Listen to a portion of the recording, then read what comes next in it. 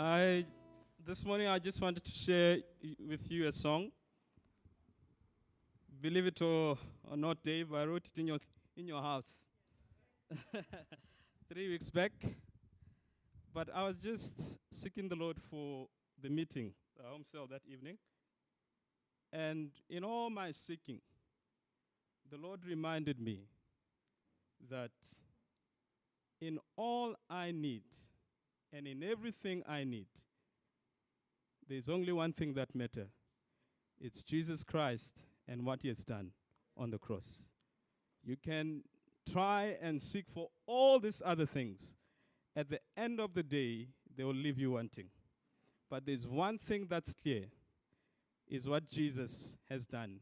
And his righteousness that he wants to work in us, that he wants to give at us. If the Lord would look at us today and he doesn't see his son, I'm telling you, the only thing we deserve is hell. We deserve hell. But he can look at us today because of Jesus and accept us into his family. Amen. So, Sim, can you put the chorus first? I'm going to teach you the chorus. When we get there, we can sing together. Amen.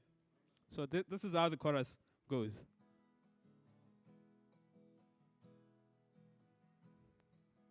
Glory to the Lord Almighty.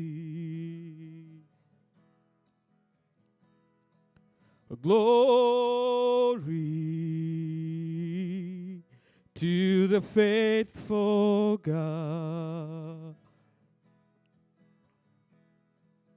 Glory to the coming King. Lord, we stand amazed of you.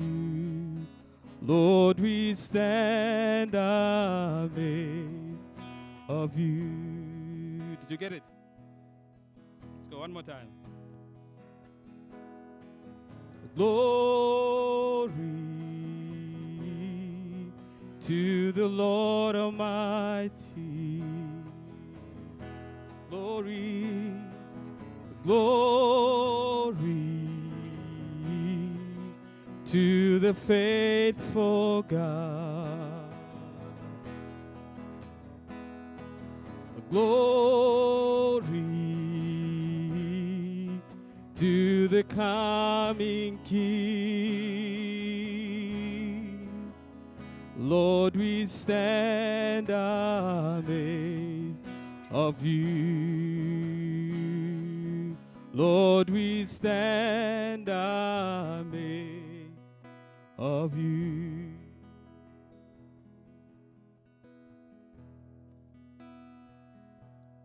You've been faithful in all your ways. You have sent your only Son to pardon all our sin and to make us your very own. At the cross, the price has been paid. You are satisfied in your Son, Jesus. Jesus, glory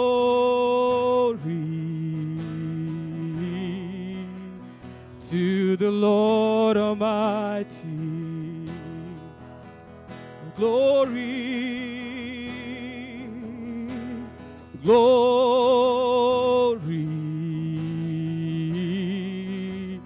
to the faithful God.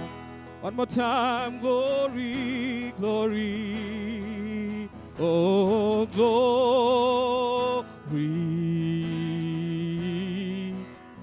to the coming King.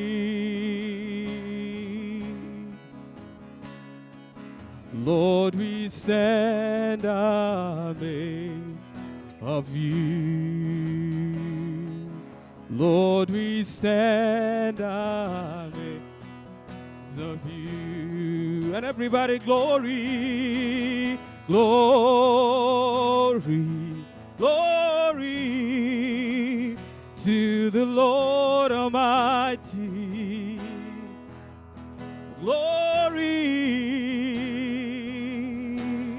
glory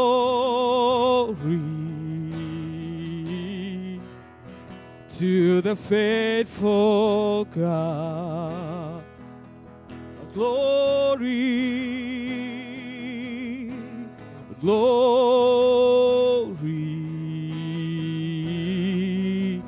to the coming King.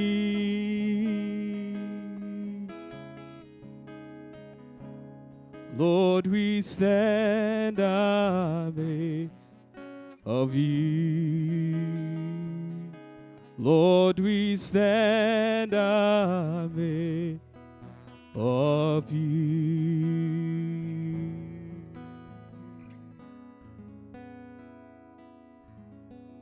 Amen.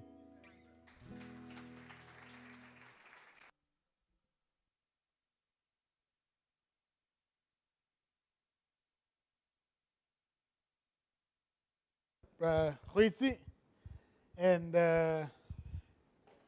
it's a joy to have Goitsi with us. Brother Goitsi is part of the team and is taking care of the fellowship up in Francistown, and this is very skewed. He takes care of the fellowship in Francistown, and always a privilege to have him down here with us. And this morning, he will be sharing the word with us. Amen. So we really want to welcome him. We know the Lord is doing a lot of things in his heart, and what a blessing he is to all of us. And while he's here this weekend with us, Brother Tuli from Bulawayo is here. He is in Francistown this weekend, and Gomes is with him up there. So I'm sure the brothers in Francistown are also being blessed this morning. And our brother Levi has driven down to Durban, as he said last week, and he's also there. And the brothers have asked him to share with the church in Durban this morning. So the team is moving all over the show, but for us who are here in Gabs, such a privilege. And my brother, come and bless the people of God. Amen. Hallelujah.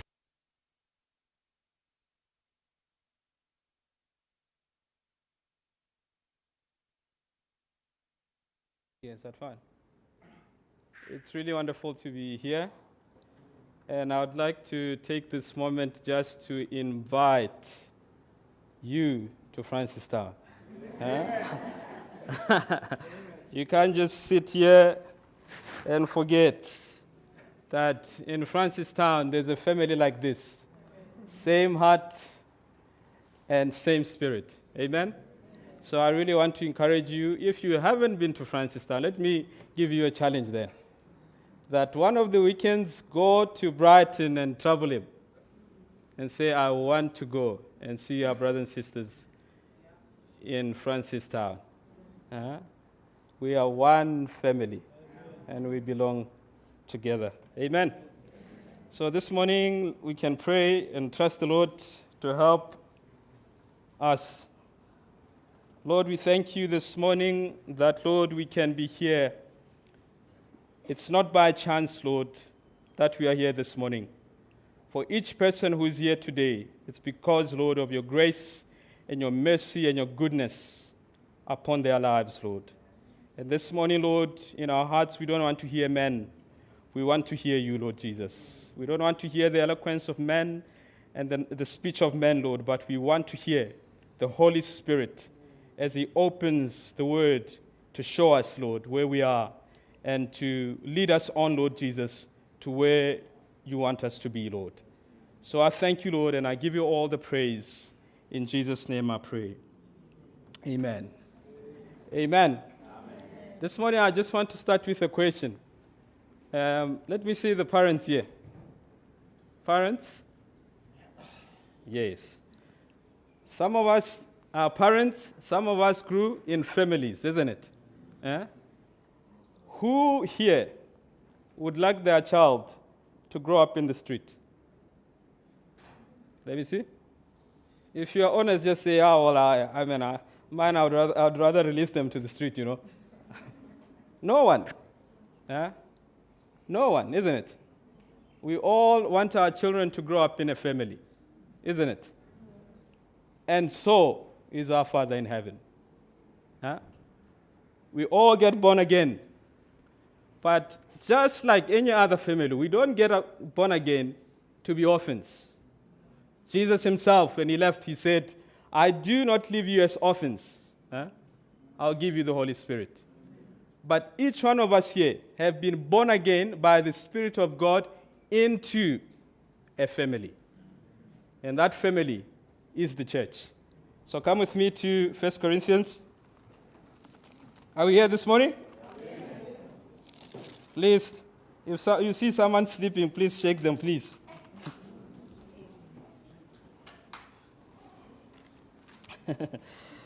Chapter 12, verse 12. It says, for as the body is one and has many members, but all the members of that one body, being many, are one body, so also is Christ. For by one Spirit we were all baptized into one body. Whether Jew or Greek, whether slave or free, and have all been made to drink into one Spirit. For in fact, the body is not one member, but many. If the foot should say, because I am not a hand, I am not of the body, is it therefore not the body? And if the ear should say, because I am not an ear, I am not of the body, is it therefore not of the body? If the whole body were an eye, where would be the hearing? If the whole were hearing, where would be the smelling? But now God has set the members, each one of them, in the body, just as he pleased. So it says, we've been baptized into the body by one Spirit. Yeah? And it gives this analogy of the body. When I have a headache today, it affects the whole of my body. If my toe is sore, the body can feel that it's sore, isn't it? So is each life here today. We might be different in many ways, but we belong to the body of Christ. Amen. None of us have been born again to go and stay alone. Huh? I love the church. I love Jesus. I hate the people. Have you heard that? Huh? I don't go to church because they're all hypocrites. Have you heard that? Huh? And we have all these excuses why we shouldn't come into the body of Christ. But we miss the growth that the Lord himself wants to bring in our lives. There are things in my life that the Lord can use Brighton to come and confront and set me free. I don't care if you have the spiritual gifts, if you can prophesy, if you can do whatever. At the end of the day, you are a human and you have weakness. So am I. Huh? Sometimes just one word from Brighton, the Lord can set me free like that. One word from Silas, the Lord can set me free just like that. But if I stay in isolation, I miss the growth that the Lord wants to bring. And my faith becomes stifled. Yeah? Yes, there are things that the Lord can miraculously, if he could save us, there are things in our lives that the Lord could miraculously set us free from. I'm here as one whom the Lord has set me free from many, many, many things. But there are things that only I got set free because I was working with someone next to me. Huh? Only when I'm working besides to someone. And just one word or a prayer that thing the Lord set me free from. Why? Because He doesn't want me to be an independent Christian. He wants us to be part of the body that He's building. The Bible says He's coming for a church. He's coming for a church. It doesn't say it's coming for Peter, Paul, or Khiwa, or anyone. It says He's coming for a church without blame or spot. That's why I implore you this morning, and implore myself, in these last days to see our need for the body, to be part of the body, which is the church. Let me see all the young men here. There we go.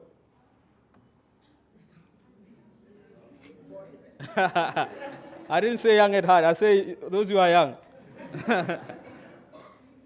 But even for the old, we have struggles.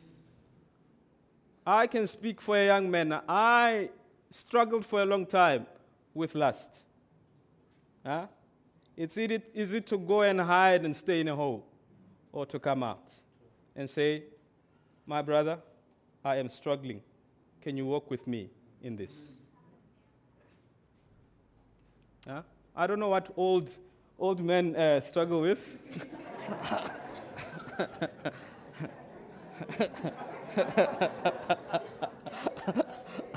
I'll try to look this side, I'll try to look this side, and but we all have struggles, and it's not for us to walk alone. Then we can continue and go to verse 19 of the same chapter. I'm sorry if I read too much here. But if they were all one member, where would the body be? But now indeed there are many members, yet one body. And the eye cannot say to the hand, I have no need of you. Nor again the head to the foot, I have no need of you. No, much rather, those members of the body which seem to be weaker are necessary.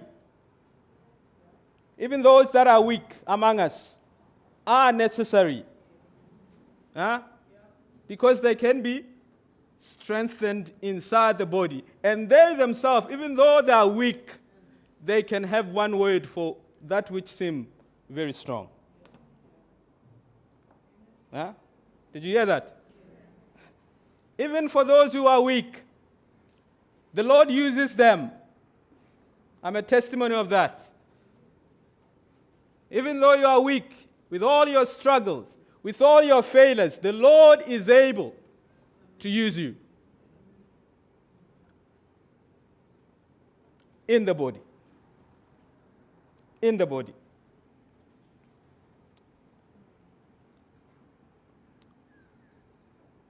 And those members of the body which we think to be less honorable, on this we bestow great honor, and our unpresentable parts have greater modesty. But our presentable parts have no need, but God composed the body, having given greater honor to that part which lacks it, that there should be no, what's that word? Schism in the body, but that the members should have the same care for one another. And if one member suffers, all the members suffer with it. Or if one member is honored, all the members rejoice in it. Are you weak today? Are you struggling today? Do you have all kinds of things in your life or in your Christian life that you struggle with? The church is where you've got to be. We often laugh. We normally say the church is a hospital. Every church has all kinds of people with all weaknesses, with all struggles. But the Lord is king over that house because He is the only one who is able to do things and help us in it. When the Lord commanded Noah, He said, build an ark. build an ark. Rain is coming. And I believe the Lord is saying that today. Only those that will go into the ark will be in the safety of the Lord. But those who are outside of the ark are in danger of the rains that will come ahead. The Lord has promised in His word, He will protect His people. He will take care of His people. He will take care of the church. We are called the bride of Christ. But if you are out, if you live like an orphan, if there is no one who speaks into your life, you will fall into the trap of the enemy. You will fall into the trap of the enemy. The Bible is clear, the enemy is cunning. He is cunning. He's always one step ahead. But when you are inside the body of Christ, the Spirit of God is there. Your brothers and sisters are there to warn you. Khiwa, there is a trap in front of you. See it. There's a trap. If you are outside the body, there's no one to say anything to you. No one can say anything to your life. As a testimony, let me tell you, I have hidden my life from everyone in the church when I arrived. Hidden. No one knew what was going on. I was just a nice guy who comes. I was still leading praise and worship. I was still singing. It was wonderful. I had gifts. I had all the things you can think of. Yet, my life was dark because I was not exposed to the light of the church. And you must hear me this morning. I'm not saying this so that we come here to the church or I'm saying this because that's how the Lord forms His church. And when I talk about the church, I'm not talking about this building or Harvest Christian Church. I'm talking about His bride that He's coming from.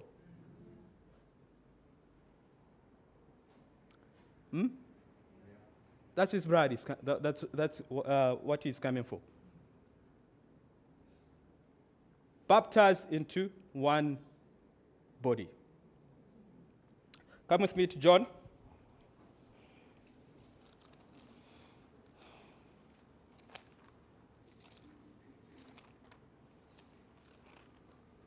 And Jesus will see that Jesus had the same heart.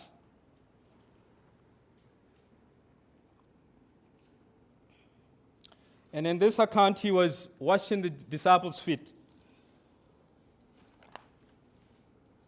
And in verse 8, chapter 13,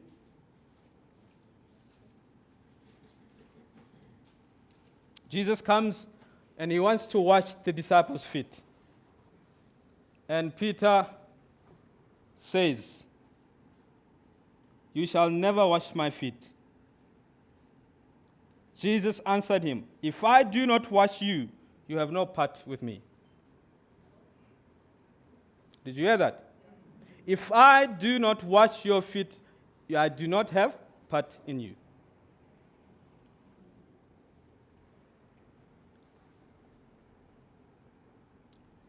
Then he continues in verse 12, he says, "So when he had washed their feet, taken his garments, and sat down again, he said to them, 'Do you know what I have done to you?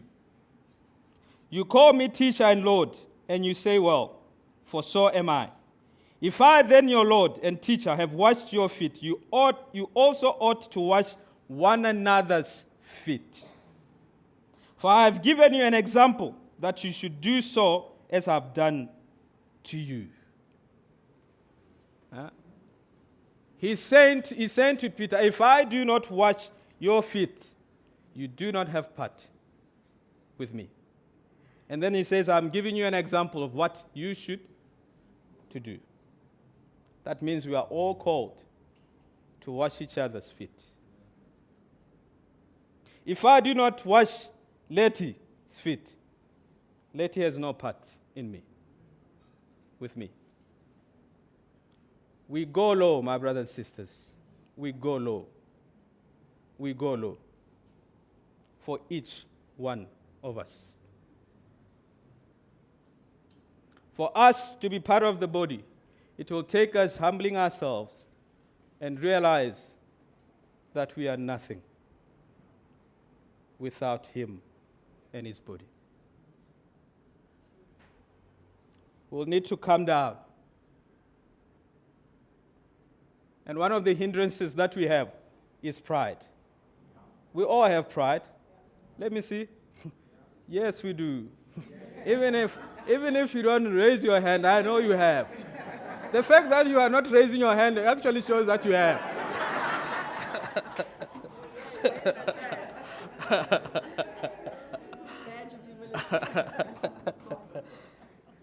We all have pride.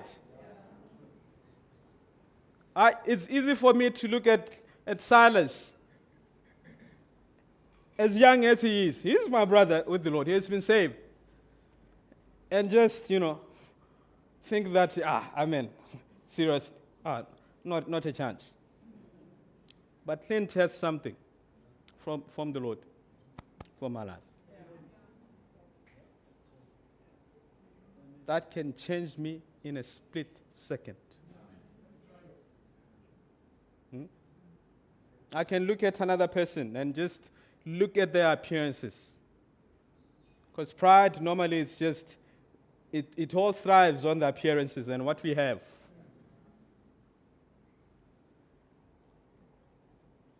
You look at someone from the outside and just despise them.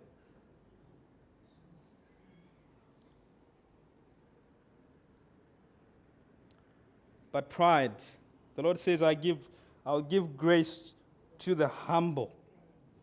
And the proud I'll resist. He resists those with pride. But he gives grace to the humble. I'm reminded of the story of a king who was told to go and, was it a king or a servant? Who was told to go and dip. He had leprosy and he was told, go and dip in that dirty river. And he said, it's impossible, I'm a king. I'm a king. I'm not going to do that. And his servant says, if you were told to go and do an honorable thing, would you do it? You have leprosy. And between the river and you, it's pride. Between you and the river, between you and your healing, it's pride. And it's often the case where we are not even able to come and share our lives because there's pride in our lives. Our lives are hidden because of pride. None of us here is perfect. Let me tell you the truth. Even I who am standing here, I have weaknesses. It might be what you think is this thing is the most horrendous thing ever. I have lust. I have that. I have that. We are all like that. But we are going towards perfection. That's the work of sanctification that the Lord is doing in our lives. There was a story of a man who was walking in the forest. And guess what, Brighton? As he was walking, in front of him, there was a sack full of money. He says, okay, free money, thank you. He takes the money, he walks. As he walks, he trips and falls into a well. Another person comes because now this guy is struggling. Again, no problem, let me find a rope, I'll throw it down and pull you out. They try, and this guy is busy holding the sack full of money. Trying to up, now they can't. He says to the guy, I think it's best, leave the sack. Then you'll have enough weight for us to pull you up. This guy looks at the sack. He looks at the sack and says, This is impossible. To cut the long story short, he drowned and died in the well because he could not leave the sink. That's pride in our lives. That's pride in our lives. We will drown with it in sin. We will die with it to perdition.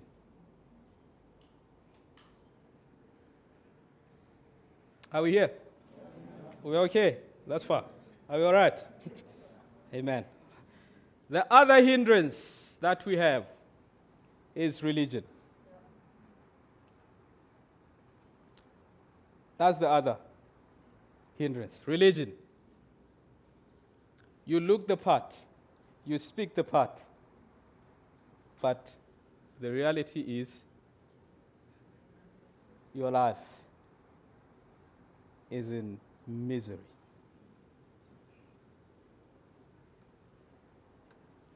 And I'm saying these things because I myself have been in them. I'm not preaching to you. I'm saying these things because I've drowned myself into those things. You do all the religious stuff that you can never think. But you are dead in your heart. You are dead.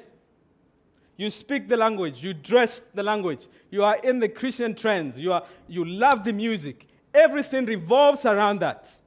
But your life is in misery. Yet you appear to be something that you are not. You have a superficial look. And that can be just a wall that secures us for a short time. But that will not last. It will not take you anywhere. This is the truth. You are what you are when you are alone in the secret. This is the truth. You are not... If you want to know me, you must come and live with me, eh? In Francistown.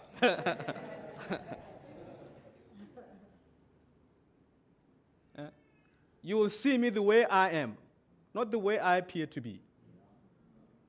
You will see my weaknesses. That's another thing about the body. We all have weaknesses. We all have horror somewhere.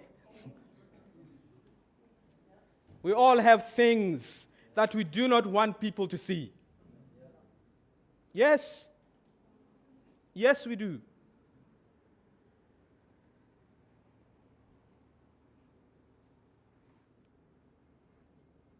It's in the body that those things are exposed when we start to spend time together. Those things come to the light. And now you see, I'm exposed. And you cry out to the Lord, Lord, please. Please, Lord. I just shouted at this poor child. I mean, he didn't do anything. I'm just angry because at work the boss shouted at me. All those things come out.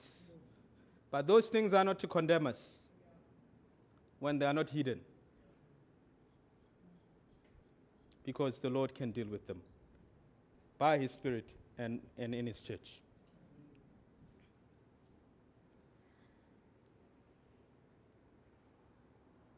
My brothers and sisters, the Lord wants to take care of us. He wants to care for us. But many times we are hindered. We ourselves are the ones who hinder ourselves because we live as orphans. We live as orphans. Yet the Lord has called us to come into His body, to come into His church. And we see examples throughout the Word of God. You'll see that Peter was caught up in hypocrisy. Paul had to go. And Paul says, I stood him to his face because he was in hypocrisy. He was to be blamed. He had access into Peter's life, he could speak to Peter. The early church, they broke bread from house to another. They knew each other's lives. Let me ask you a question. You don't have to answer me. Who knows your life?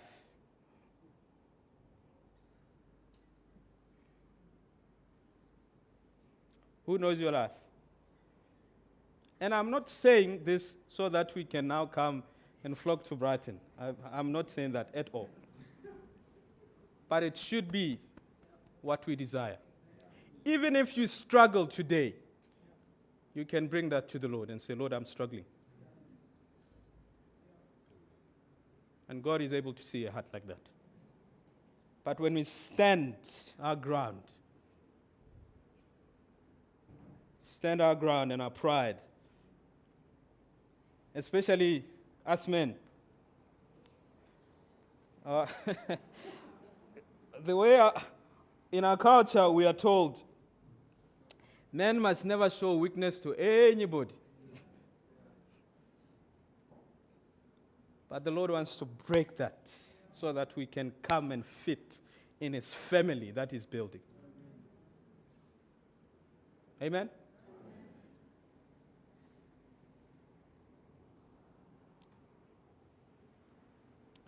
Come with me to Ephesians.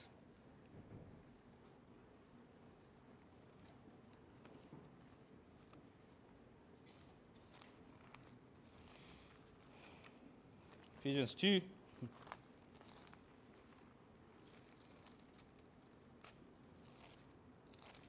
For us to be cared for, we must be willing ourselves. If we are to be taken care in the body of Christ, we must be willing. No one will force you.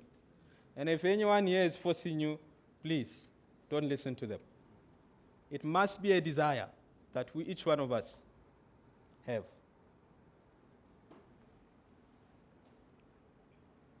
In verse 19 it says, now therefore you are no longer strangers.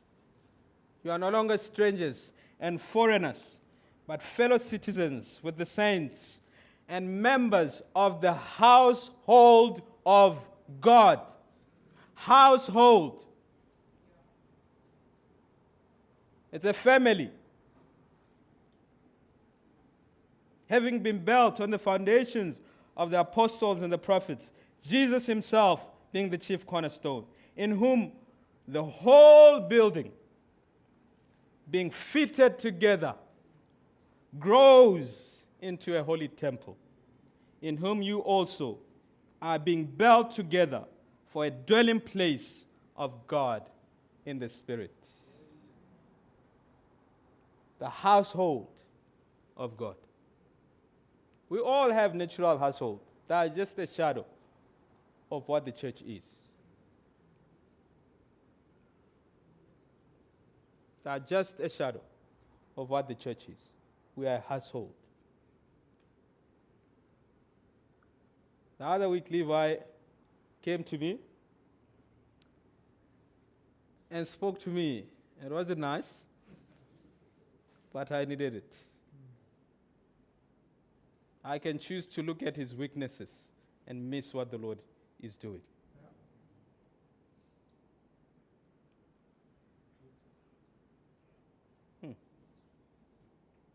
That's another point. We all have weaknesses. It's easy for ourselves here to look at our weaknesses and use them against us.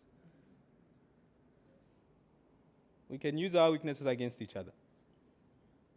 But what are you going to do? That's the church. Or we can look at each other by the eyes of faith. And we grow into exactly what the Lord wants to do in our lives. So I don't know where you are today. We're going to trust the Lord and pray. We're going to pray that if the revelation of what the church is not yet clear in your lives, that the Lord himself would bring that revelation so that we can see. In Ephesians 3 it says, the church. As I close, I think let's read that, then we can stand.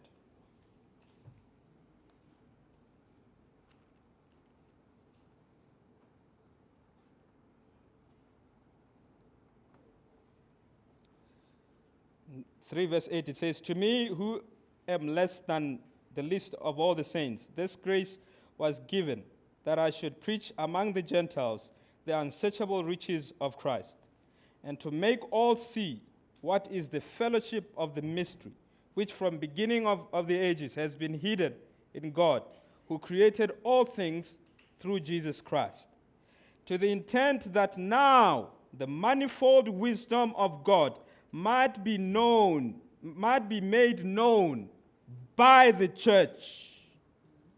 The wisdom of God is being made known by who? The church. "To the principalities and powers in the heavenly places." In other words, we are the vehicle that the Lord wants to use in the world. But if you ourselves are not clear in our hearts of what the church is, how will the Lord use us in this world? We will talk about evangelism for a long time. And we save those people to go away. But the Lord wants to reveal these things to us so that as He uses us in the world, as He used us, we can in turn, this wonderful people come and join. People that are real. Real people. That are not hiding behind walls.